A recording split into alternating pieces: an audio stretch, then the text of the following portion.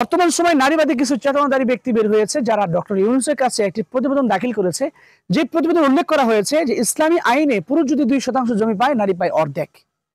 এত করে তারা মনে করে নারীর অধিকার হরণ হচ্ছে। কিন্তু আমি আপনাদের জ্ঞাতাতে জানাতে চাই, বলুন একজন পুরুষ ব্যক্তি যদি 1% জমি নেয়, নারী পাবে অর্ধ শতাংশ। আর একজন পুরুষ যদি 2% জমি পায়, নারী পাবে 1%। এবার আসলে এই 2% দিয়ে পুরুষ কি করবে? এই 2% জমি ব্যবহার করে পুরুষ তার নিজের খরচ বহন করবে, পুরুষ তার স্ত্রীর খরচ বহন করবে, পুরুষ তার মা বাবার খরচ বহন করবে, পুরুষ তার অধীনস্থ ভাই বোন থাকলে তাদেরও খরচ বহন করবে।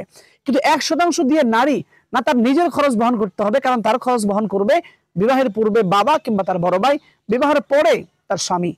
এই 1% দিয়ে নারী তার সন্তানের ভরণ পোষণ করবে না, এই 1% দিয়ে নারী তার মা বাবার ভরণ পোষণ করবে না। কাজেই আল্লাহ রাব্বুল আলামিন এই জন্য পুরুষকে দিয়েছেন 2%, নারীকে দিয়েছেন 1%। আর এই বিষয়টা নিয়ে সম্প্রতি ডক্টর ইউনূসের কাছে একটি প্রতিবেদন দাখিল করেছে, যেখানে বলা হয়েছে ইসলাম নারীদের অধিকারকে হরণ করেছে।